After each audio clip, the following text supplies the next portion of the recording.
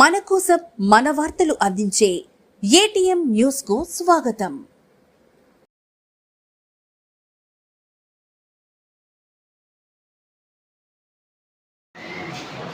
ఏం చేస్తున్నారు? ముందు సంతోషంగా బస్సు దగ్గరికి వచ్చేసి ఆ బస్సు యొక్క కండిషన్ చెక్ చేసుకొని ఒక అరగంట ముందు మనకి 8ంటికి వెళ్ళాలంటే 7ంటికి వచ్చేసి ఆ బస్ కండిషన్ మెయిన్ చెప్పలేం కదా. నైట్ ఉంటే ఒక దాని ఎలుకలు ఏమైనా కొరకొచ్చు, వైరింగ్ ని లేదా ఏమైనా గాలి తీయచ్చు.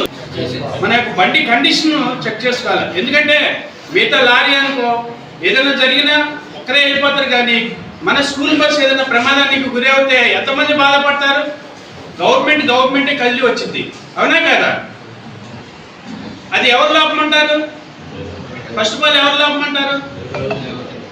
డ్రైవర్ లోపం అంటారు, తర్వాత కరస్పాండెంట్ లోపం అంటారు, తర్వాత మా డిపార్ట్మెంట్ అంటారు, పోలీస్ డిపార్ట్మెంట్, అన్నీ ఒకదానికి ఒకటి లింక్ అంటారు. అంటే ఒక్క వ్యక్తికి స్కూల్లో మనకు ప్రమాదం జరిగితే ఒక చిన్న బాబుకి ఎంతమంది సఫర్ అవుతారో మీరు ఆలోచించుకొని మీ డ్రైవింగ్ యొక్క ఫస్ట్ మనం ఇది. తర్వాత మన స్కూల్ బస్సులో కంపల్సరీ అటెండర్ ఉండాలా, అటెండర్ కలిగి ఉండాలా, బండి బయలుదేరగానే డోర్ క్లోజ్ చేసేసుకోవాలా.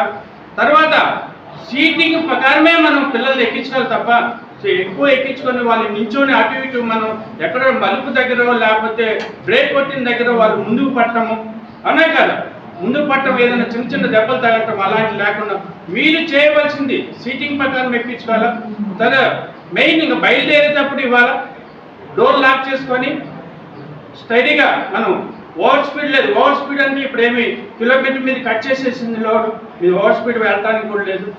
40 కిలోమీటర్లు వెళ్ళండి, ఏం పర్లేదు. ఒక అరగంట లేట్ అయినా గమ్యస్థానానికి బాధ లేదు, కానీ ఒక అరగంట ముందు 10 నిమిషాల ముందు మాత్రం స్పీడ్ వెళ్ళొద్దు.